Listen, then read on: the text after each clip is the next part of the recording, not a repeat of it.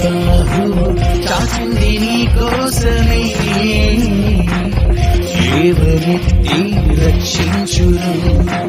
దేవుని బాహు చాచింది నీ కోసమే, ఆదరించి ఆశ్రయమిచ్చు. హల్లెలూయా హల్లెలూయా నా దేవదేవునికే. హల్లెలూయా హల్లెలూయా నా దేవుని బాహువుకే.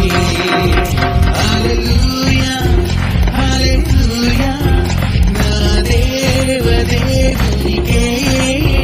హల్లెలూయా హల్లెలూయా నా దేవుని బాహువుకే. నా దేవుని బాహువుకే. నా దేవుని బాహువుకే.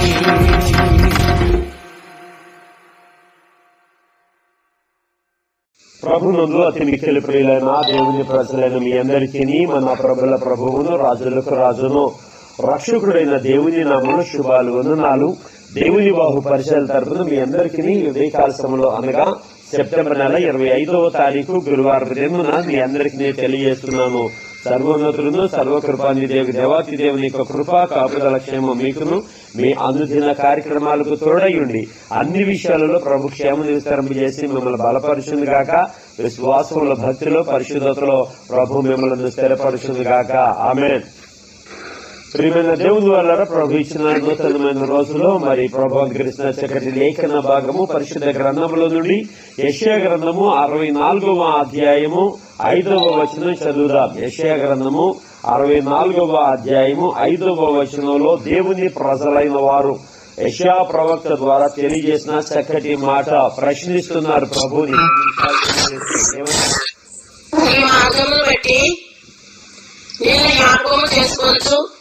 సంతోషముగా నీతిని అనుసరించే వారిని నీవు దర్శించుతున్నావు. హెచ్చరించము, నీవు కోపపడితివి, మేము పాపులమైతివి. బహుకాలము నుండి పాపములలో పడి ఉన్నాము. రక్షణ మాకు కలుగునా? చాలా చాలు. నీ మార్గములను బట్టి నిన్ను జ్ఞాపకము చేసుకొనుచు సంతోషంగా అనుసరించే వారిని నీవు దర్శించుచున్నావు. చిత్తగించుము, నీవు కోపపడితివి, మేము పాపులమైతివి. బహుకాలము నుండి పాపంలో పడి ఉన్నాము, రక్షణ మాకు కలుగునా? ఒక ప్రత్యేకమైన ప్రశ్న వీరు ప్రజలైన వారు వేస్తున్నారు. ఎవరిని అడుగుతున్నారు అంటే దేవుణ్ణి అడుగుతున్నారు. ప్రభునందు ప్రియులరా, వీరు ఈ యొక్క అధ్యాయంలో ప్రారంభంలో దేవుడు రావాలని కోరుకుంటున్నారు. ఎందుకు రావాలి అని కోరుకుంటున్నారు అంటే మా పరిస్థితులను మార్చి, మా స్థితిగతులను మార్చి, ఏదైతే మేము మా దేవుడు మర్చిపోయాడు అనుకున్నామో ఆ దేవాతి దేవుడు మా దగ్గరకు వచ్చి మా జీవితాలు, మా బ్రతుకులు, మా పరిస్థితులను మార్పు చేయాలని వారు కోరుకుంటూ ఉన్నారు. వారు అనుకుంటున్నారు, మేము అపవిత్రులమైపోయాం, బహుకాలంలో నుండి పాపంలో పడిపోయాం. మా గురించి పట్టించుకున్న వారు గాని, మా గురించి ఆలోచించేవారు గాని ఎవరైనా ఉన్నారా అంటే ఉన్నారు. ఒక ఆయన ఎవరు అంటే దేవుడే. ఆ దేవుడి గురించి వీళ్ళు చెప్తున్న మాట ఏంటి అని కనుక ఆలోచన చేస్తే ఈ యొక్క అధ్యాయంలో 8వ వచనంలో కనుక చూసినట్లయితే, యెహోవా నీవే మాకు తండ్రివి, మేము జిగటమందు నీవు మాకు కుమారి వాడము, మేమందరము నీ చేతి పని అయి ఉన్నాము అంటున్నారు. ఓకే, మంచిది. ఈ 2 వచనాలు ఎందుకు చదివించాను అని కనుక ఆలోచన చేస్తే, వారు దేవుడి గురించి తెలుసుకున్నవారు. దేవుడి గురించి తెలియలేదు, అయ్యో బాబు దేవుడు ఎలాంటి వాడు మాకు తెలియదు అనుకోవడానికి లేదు. దేవుడు ఎలాంటి వాడో తెలుసు, దేవుడు ఏం చేయగలడో తెలుసు, దేవుడు ఏం జరిగించగలడో కూడా వారికి తెలుసు. అందుకని వారు బహుకాలం నుండి పాపంలో పడి ఉన్నాము, రక్షణ మాకు కలుగునా అని ప్రశ్నిస్తూ వారు చెబుతున్న మాట 5వ వచనంలో మొదటి 2 లైన్లో చూస్తే, నీ మార్గములను బట్టి నేను జ్ఞాపకము చేసుకొంచు. దేవుని మార్గాలు అలాంటివి. దేవుని మార్గాలు పరిశుద్ధమైనవి. దేవుని మార్గాలు నీతి మార్గములు. దేవుని మార్గములు న్యాయార్థమైన మార్గములు. ఆ మార్గములు ఎలాంటివి అని కనుక ఆలోచన చేస్తే వారు కూడా తెలుసు. కానీ వారు ఏమనుకున్నారు తెలుసా, మేము బహుకాలములో నుండి పాపంలో పడి ఉన్నాం, మరి నీ మార్గంలో నడవాలంటే మాకు సాధ్యమేనా?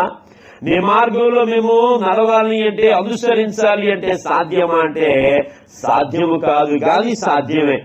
దేవుడు ఇష్టపడుతున్నాడు, నా మార్గంలో మీరు నడవండి అని పిలిచాడు ఆయన. కానీ పిలిచిన పిలుపుకు వారు లోబడిన వారుగా లేరు.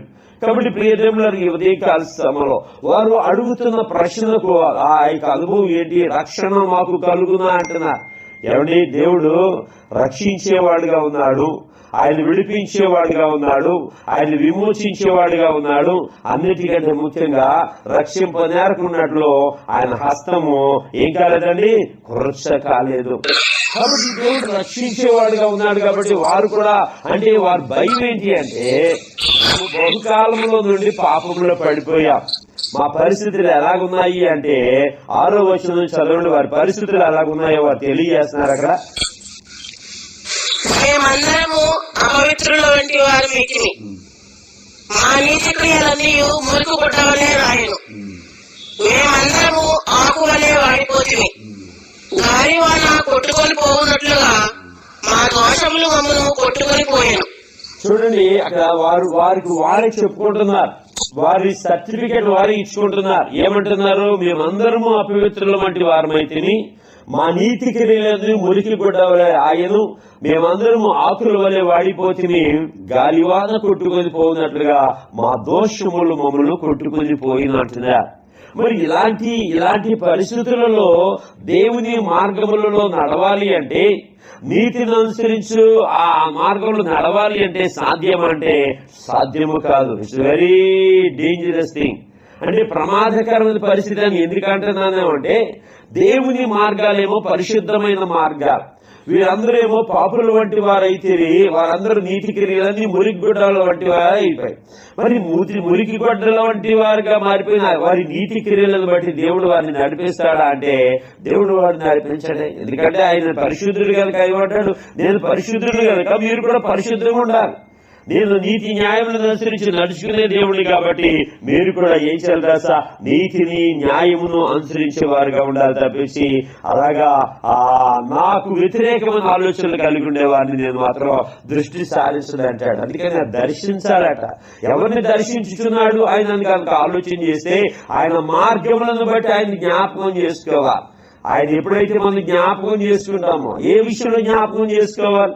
కష్టం వచ్చినప్పుడా, బాధ కలిగినప్పుడా? వీళ్ళు కూడా దేవుని మీద ఒక నిందేస్తారు. ఏమని నిందేస్తారో తెలుసా అండి? చదువుదామా దయచేసి 12వ వచనం నుంచి చదువుతాం. ఇదే అధ్యాయంలో దేవుని మీద వారేసిన నింద ఏంటో తెలుసా? యెహోవా వీటిని చూసి ఊరకుందునా, మౌనముగా నుండువా, అత్యధికముగా మమ్మల్ని శ్రమ పెట్టుదువా. చూడండి, వేటిని చూసి అని కనుక ఆలోచన చేస్తే 10వ వచనంలో వేటిని చూసి దేవుడు వీళ్ళు బాధపడుతున్నారు అని కనుక ఆలోచన చేస్తే పరిశుద్ధ భూములు, నీ పరిశుద్ధ పట్టణములు వీటి భూములాయను, సీయోను బీడాయను, యెరూషలేము పాడాయను.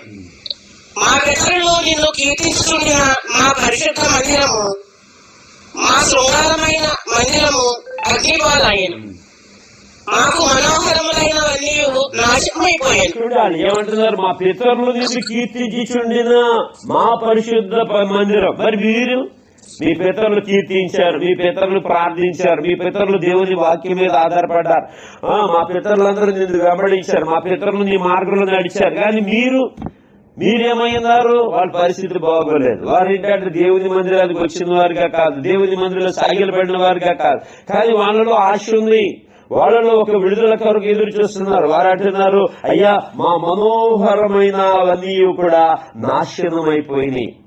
నాశనం. మరి ఇంత శ్రమ కలుగుతుంటే ఊరుకుంటావా? ఇంత శ్రమ కలుగుతుంటే నువ్వు మౌనంగా ఉంటావా అని చెప్పేసి దేవునికి కొన్ని ప్రశ్నలు సంధిస్తారు. పైనేమో రక్షణ మాకు కలుగునా అంటే ఎక్కడ పడినప్పుడు, ఎక్కడ పాపములో పడినప్పుడు, ఎప్పటి నుంచి అంట బహుకాలం నుండి. కిందకి ఏమంటున్నారు, ఇదిగో మా మనోహరములైనవన్నీ నాశనం అయిపోయింది, ఇదిగో మందిరము పాడైపోయింది, మా శృంగారమైన మందిరం అంతా అగ్ని పాలైపోయింది. మరి వీటిని చూసి ఊరకనే ఉంటావా? మౌనంగా ఉంటావా? అత్యధికముగా మమ్మల్ని శ్రమ పడతావా అని చెప్పేసి వారు ప్రశ్న వేస్తారు. ప్రభునందు ప్రియులారా గమనించాలి, దేవుణ్ణి ప్రశ్నించడానికి మనలో అంత శక్తి, అంత సామర్థ్యాలు, అంత తెలివితేటలు, అంత ధైర్యం ఉందా అంటే వీళ్ళలో ఉంది. ఎందుకో తెలుసా?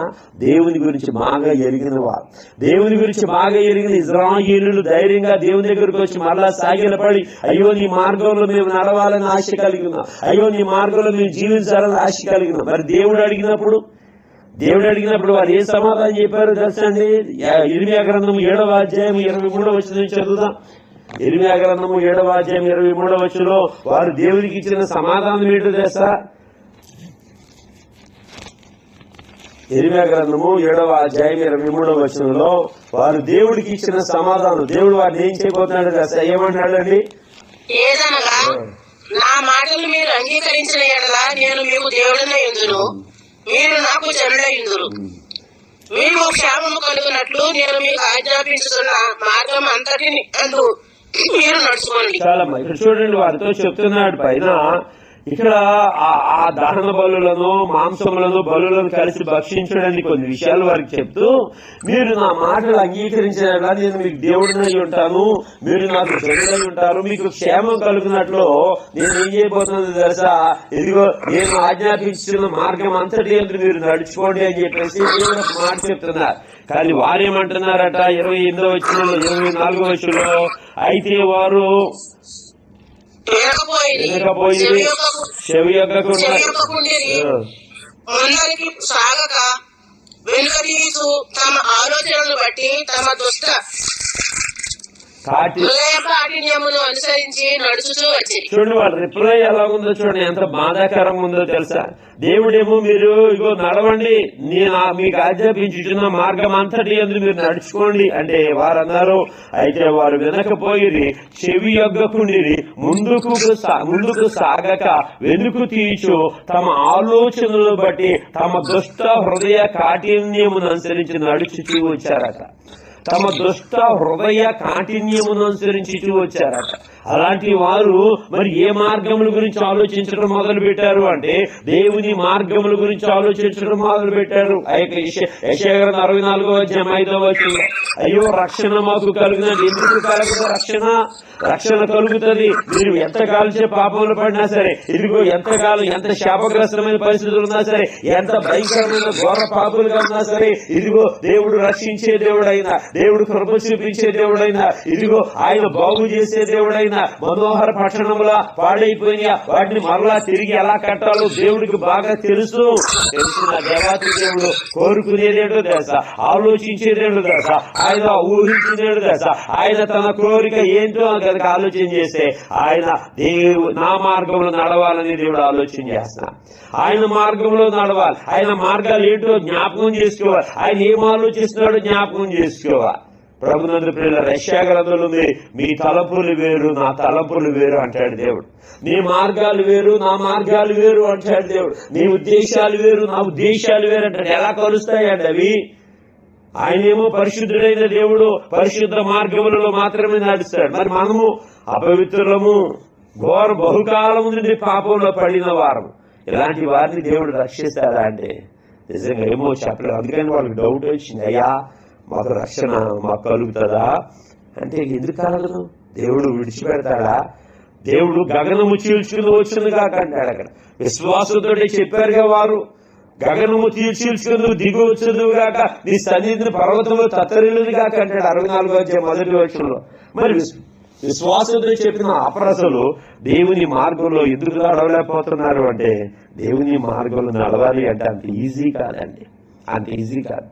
నన్ను వెంబడించుము అంటే నిజంగా నన్ను వెంబడించము, నీ మార్గం నీ కొరకు నేను ఒక మార్గం తెరిచిన, ఆ మార్గంలో ఉన్నాడు అంటే నిజంగా ఆ మార్గాలు నడవాలి అంటే మనము కొన్ని సరి చేసుకోవాలి, కొన్ని వదులుకోవాలి, విడిచిపెట్టేసుకోవాలి. మనం అన్ని కలుసుకుని అయ్యో లేదండి ఎలాగైనా సరే నేను వచ్చేస్తాను, ఎలాగైనా నీ మార్గంలో నడుస్తాడు దేవుడు అంటాడు. ఎందుకు నువ్వు కలిగి ఉండి ఆ యొక్క అలవాట్లో ఆ యొక్క భయంకరమైన పాప క్రియలో ఉన్నాయి కదా, వాటిని బట్టి నువ్వు నా దగ్గరకు వస్తాడు. వాటిని విడిచిపెట్టుకుని రావాలి. ఎందుకని తప్పిపోయింది కుమారుడు విషయంలో అర్జెంటుగా వీడికి ఒకే ముద్ర పెట్టుకున్నాడు, కౌగిలించుకున్నాడు, ముద్ర పెట్టుకున్నాడు, మెడ మీద పడి ముద్ర పెట్టుకున్నాడు, బాగానే ఉంది.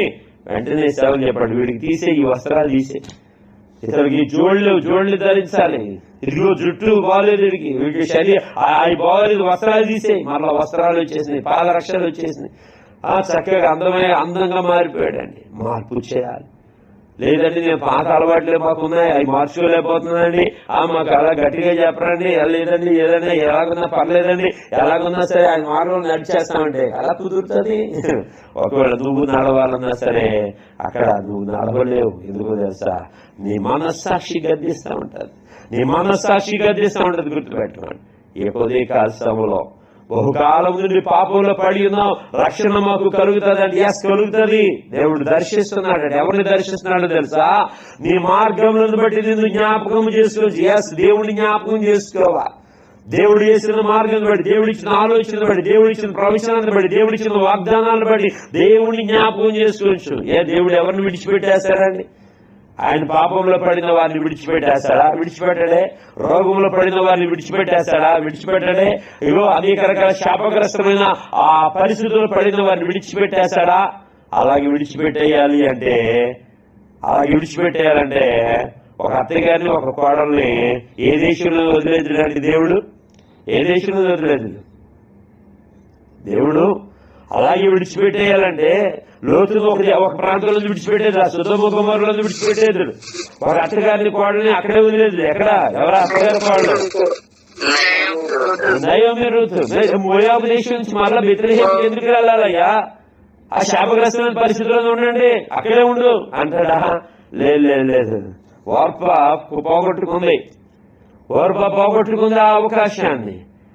దయచేసి గమనించాలి. దేవుడు ఇచ్చే అవకాశంలో ఖచ్చితంగా నడవాలి. నేను చాలా సందర్భాల్లో చెప్తా ఉంటాను, దేవుడు లోతును బ్రతిమలాడాడు. దేవదూతలు వచ్చి చేతులు పట్టుకుని గబగబా బయటికి తీసుకొచ్చి ఊరు బయటికి ఎదిగో ఆ యొక్క సుదూర ప్రాంతంలో ఆ పర్వతానికి ఎక్కిపోండి అంటే మేము ఎక్కలేమయ్యా, మా వల్ల కాదన్నారు. మేము వెళ్ళలేం, మేము చేయలేము, మా వల్ల కాదు. చాలా మంది అంటారు కష్టం అండి, యేసుప్రభువుని నమ్ముకోవాలంటే కష్టం అండి, కొన్ని అన్నిట్లో ఎలాగుండవండి కష్టం. ఎందుకుండవు నువ్వు? ఎందుకుండు అంటే బహుకాలం నుండి పాపంలో జీవిస్తున్న మంచిదే, ఇక అవి అలవాట్లు అలాగే ఉంటాయా? మార్చుకోలేవా? మార్చుకునే ప్రయత్నం చేస్తే దేవుడు ఖచ్చితంగా మార్పు చేయగలడు. ఆమె చెప్పడం గట్టిగా ఆమేన్. జాగ్రత్తగా ఉండాలి. మనం నిలబడ్డవాడండి తను పడిపోకుండా జాగ్రత్తగా చూసుకోవాలి. అంటే మనల్ని ఎవడు పడేస్తాడండి? మనల్ని పడేస్తాడు. ప్రభునందు ప్రియులుగా యేసు ప్రభునే పడేయాలని చూస్తున్నాడు. నిన్నెంత ఈ రోజుల్లో చాలా మంది ఈజీగా పాపంలో పడిపోతూ, పాపంలో ప్రేమిస్తూ, పాపంలో జీవిస్తూ, పాపానికి ఆకర్షితులైపోయి అక్కడే ఉండాలి. నయోమి అక్కడే ఉండిపోవచ్చుగా, రూత్ అక్కడే ఉండిపోవచ్చుగా. ఎందుకు వెళ్ళాలి నయోమి కూడా? దయచేసి గమనించాలి. దేవుడు కృప కలిగిన దేవుడు అండి.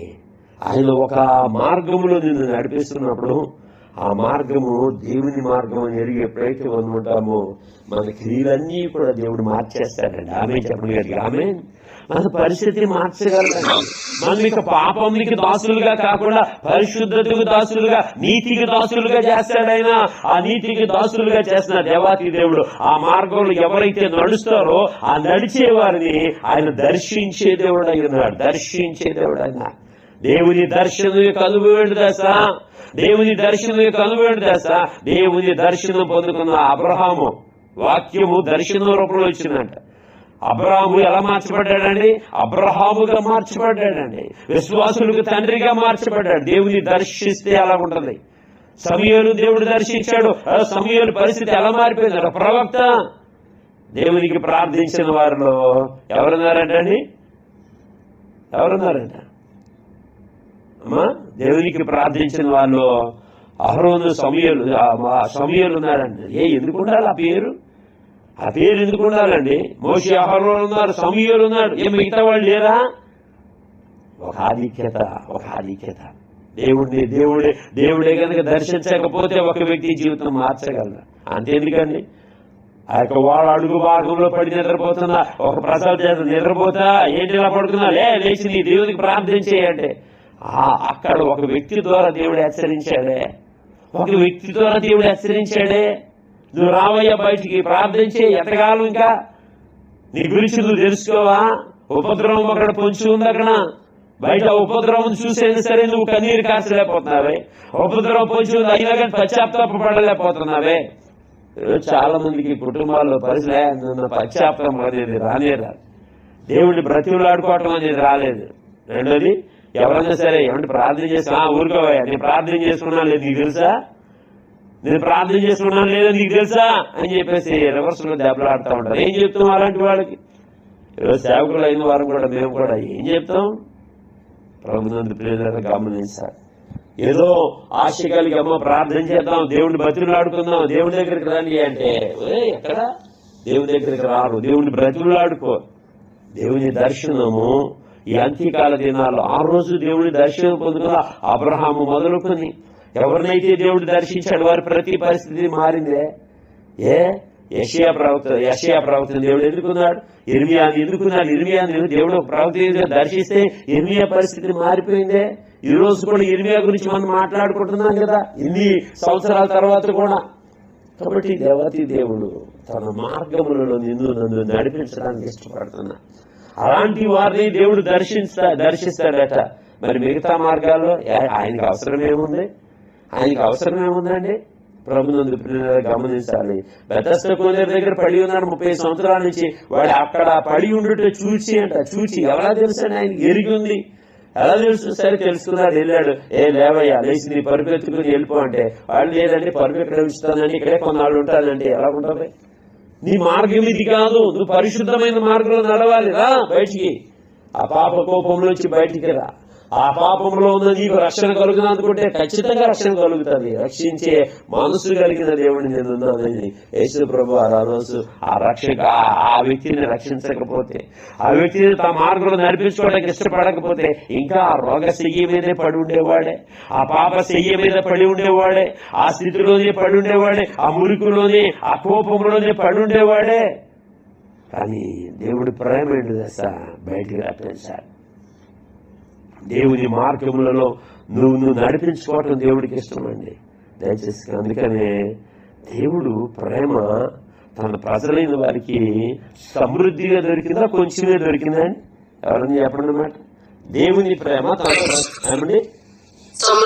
సమృద్ధిగా దొరికింది. అందుకని బీడు భూములు అయిపోయిన జీవితాలు, బీడు భూములు అయిపోయిన పట్టణాలు, శిథిలమైపోయిన పట్టణాలు, పాడైపోయిన జీవితాలు, పాడైపోయిన బ్రతుకులను దేవుడు కడతాడంటే ఖచ్చితంగా కడతాడు. అయ్యా మేము ఇంతగా శ్రమ పడుతున్నాం, నువ్వు ఇలాగే చూస్తూ ఉంటావా అంటే ఎందుకు చూస్తాడు? దేవుడు 7 నేత్రములు కలిగి ఉండి దేవుడు చూస్తూ తన ప్రజలైన వారిని విడిపించాలని, విమోచించాలని, వారిని సంతోషంగా నడిపి వారి ద్వారా అనేక జాతులను వారి ద్వారా అనేక వంశముల వారిని ఆశీర్వదించాలని దేవుని ఉద్దేశం.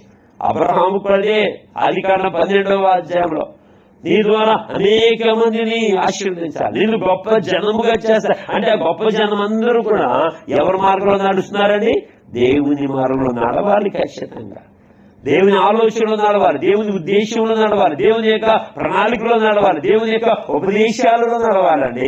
అది దేవుడికి ఇష్టం, దేవుడికి ఇష్టం. కానీ నా ఇష్టానుసారంగా నేను తిరుగుతానండి, నా ఇష్టానుసారంగా నేను వెళ్తానండి, నువ్వు చెప్పేది ఏంటి అని చెప్పేసి దేవుడిని ఎదిరించేసి, మనుషుల్ని ఎదిరించేసి, దైవజనుల్ని ఎదిరించేసి, ఇంట్లో మంచి చెప్పేవాళ్ళని ఎదిరించేసి నా ఇష్టం నీకేంటి, నా ఇష్టం నీకేంటి అంటే నష్టపోయేది ఎవరండి? చెప్పేవారా వినని వారా? ఎవరు నష్టపోతారు? వినని వారే. ఇప్పుడు అత్తగారిని అంటి పెట్టుకుని అత్తగారికి 2 కోడలు, భర్త ఆయనే చనిపోయాడు, కొడుకులు 2 చనిపోయారు. ఇప్పుడు వెంబడించిన ఆమె బాగుపడిందా, వదిలిపెట్టేసి వాడిని మనం బాగుపడిందా? ఎవరు బాగుపడ్డారండి? ఎవరు బాగుపడ్డారు? వెంబడించిన ఆమె. ఈరోజు నీవైనా నేనైనా సరే ఒక మాట విని నీ జనమే నా జనం, నీ దేవుడే నా దేవుడు, నీ ప్రాంతమే నా ప్రాంతం, నీ ఊరే నా ఊరని ఒక చక్కటి ఆ యొక్క మాట పట్టుకుని ఆమె విశ్వాసంతో వెళ్ళింది రూతు. ఆ రూతు పరిస్థితిని దేవుడు ఎంత అద్భుతంగా మార్చాడు. ఈరోజు నీ జీవితాన్ని నా జీవితాన్ని మార్చడానికి గాడ్ హాస్ వెయిటింగ్. దేవుడు ఎదురు చూస్తున్నాడు. మనమేమో మంచి చెప్పేవాళ్ళేమో చులకనగా చూస్తాం. నువ్వేంటి చెప్పేది నీ ముఖం, నువ్వేంటి చెప్పేది అని చెప్పేసి మనము తోలనాడుతూ ఉంటాం. నువ్వేం చెప్పేది పాస్టర్ గారిని తోలనాడుతూ ఉంటారు, మా దేవుడిని తోలనాడుతూ ఉంటారు. అబ్రహాము తలదించుకుని దేవుడిని వెంబడించాడు. మరి లోతు మాకు అవసరం లేదయ్యా, మేము అంత దూరం రావాలంటే రాలేం, అంత దూరం మేము తిరగాలంటే తిరగలేమని చెప్పేసి అంతే అక్కడ ఉన్నాడు. ఏమైపోయాడు? వెనక్కి తిరిగిన భార్య ఉపస్తంభం అయిపోయింది. లోతు జీవితమేమో ఎంతప్పుడు కూడా లోతు విషయంలో క్రైస్తవులు తలదించుకుంటూ ఉన్నారు. తండ్రి కుమారులతోటి ఆయన తప్పు చేశాడు, ఇదేనయ్యా అని. ఆయన తప్పు చేయలేదు తెలుసా? కుమార్తెలతోటి కుమార్తెలు తండ్రికి ద్రాక్షరసం పెట్టి ఆయన మత్తుడు అయినప్పుడు వారు కలిసారు. అది ఆ లాజిక్ వాళ్ళకి తెలియదు అనుకోండి, వదిలిపెట్టేద్దాం. దయచేసి గమనించాలి. లోతు ఏమైపోయాడు? దేవుని మాట వినక ఈరోజు దేవుని మాట వింటున్నామా? దేవుని మార్గాల్లో నడవడానికి ఆసక్తి కలిగి ఉన్నామా? ఆయన మార్గాలు జ్ఞాపకం చేసుకుంటూ ఎలాంటి మార్గాలంటే అయినా నీతి మార్గాలు ప్రభునందు ప్రియులారా గమనించాలి. నీ మార్గంలో నేను నడుస్తానయ్యా. నిజంగా ఒక భాష పాడతాం కదా, నీ సాగిద యేసునితో నా జీవిత కాలమంతా, నీ సాగిద యేసునితో నా జీవిత కాలమంతా, యేసుతో నడిచేత యేసుతో నడిచేదా, యేసు వరములో చేరగా నీ సాగేదా, పరమును చేరగా. ఎందుకని?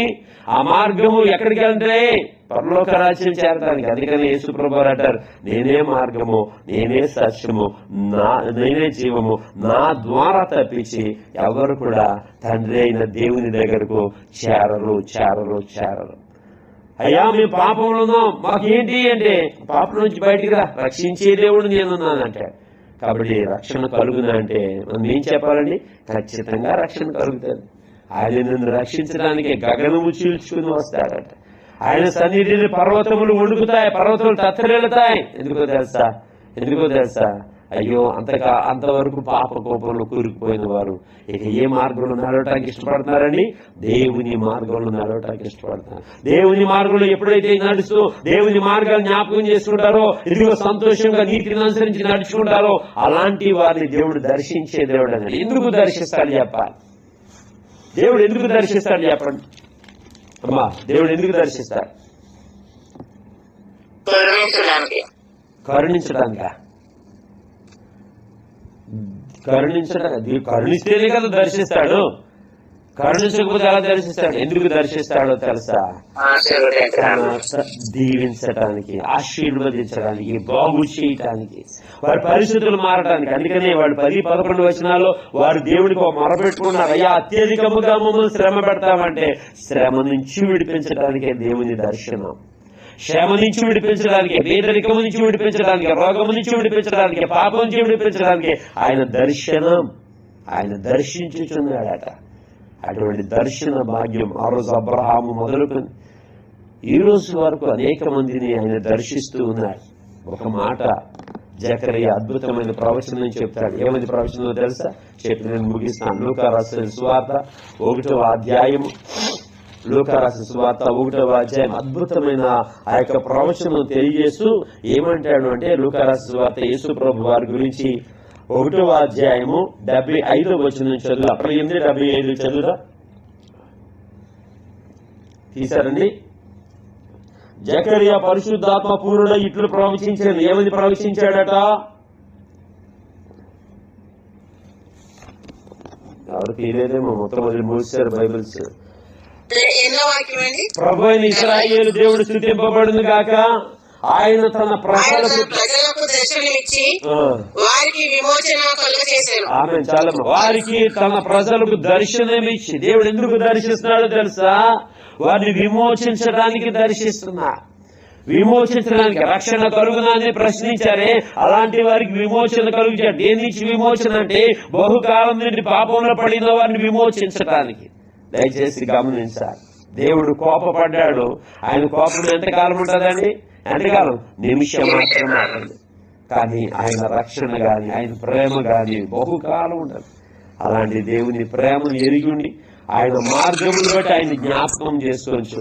సంతోషముగా నీతిని అనుసరించి ఆయన మార్గంలో నడిచి అనుభవం నువ్వు కలిగి ఉండాలని, తద్వారా వచ్చే దేవుని దర్శనం నువ్వు కలిగి ఉండి ఆ దర్శనం ద్వారా వచ్చే గొప్ప విమోచన, విడుదల, రక్షణ నువ్వు పొందుకొని ప్రభుని స్తుతించే బిడ్డగా ఉండాలని ఆశీర్వదిస్తూ దీవిస్తూ ఈ మాటలు ముగిస్తున్నాను.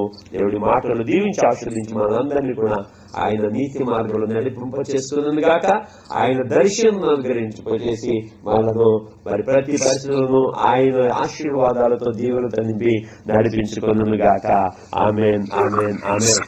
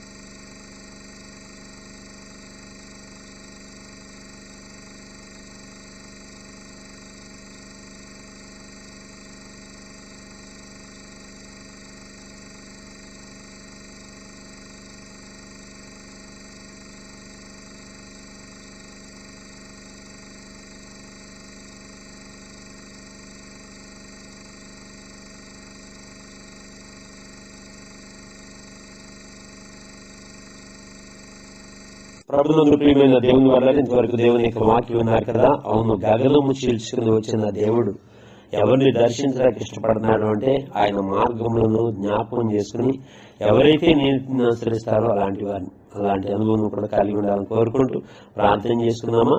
సర్వశక్తి మిక్కిలి కృపా కనికరం గల తండ్రి, దయగలిగిన రాజానికి వందనాలు. కరుణించువాడా, కృప చూపించువాడా, ప్రేమతో నడిపించి మా దైవమా నీకు స్తోత్రాలు, మా దుర్గమా నీకు స్తోత్రాలు చెల్లిస్తూ అర్పిస్తున్నాను తండ్రి. వినాన్ని ఉదయ కాసాల కృప, నీ ప్రత్యేకమైన కృపను నీ ప్రియబిడ్డలందరికీ కూడా అనుగ్రహింపజేసి సాయం చేయమని వేలుతాను. దీని ఆశలు తృప్తిపరచండి. ఏ దృష్టిలో గెలిపించకుండా సాయం చేయండి. ప్రతి ఒక్కరిని వారి కుటుంబ సభ్యులందరినీ కూడా నీ దయతో నింపండి.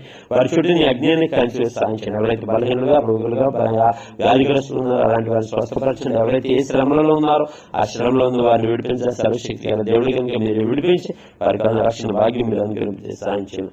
ఈ కాల్సిన ప్రత్యేక కృపను మెండుగాని ప్రియబిడ్డలందరికీ కూడా మీరు అనుగ్రహింపజేస్తారని స్తోత్రాలు చెల్లిస్తూ అర్పించుకుంటూ మా ప్రభువును రక్షకుడు నేను యేసునామములో ప్రార్థించి అడిగి వేడుకొంచున్నాము తండ్రి. ఆమేన్, ఆమేన్, ఆమేన్. మన పరమ తండ్రి అయిన దేవుని దయ, కుమారుడు రక్షకుడు యేసుక్రీస్తు కృపా సమాధానం, పరిశుద్ధాత్మక నిత్యాదరణ మీకు మీ కుటుంబ సభ్యులకు అందిన కార్యక్రమాలకు తోడండి. అన్ని విషయాల ప్రభుత్వాన్ని సభ్యులు చేసిన మిమ్మల్ని బలపరచునిగా, విశ్వాసుల భక్తుల పరిశుద్ధతల ప్రభు మిమ్మల్ని స్థిరపరచునిగాక. ఆమేన్, ఆమేన్, ఆమేన్. God bless you all. Shalom.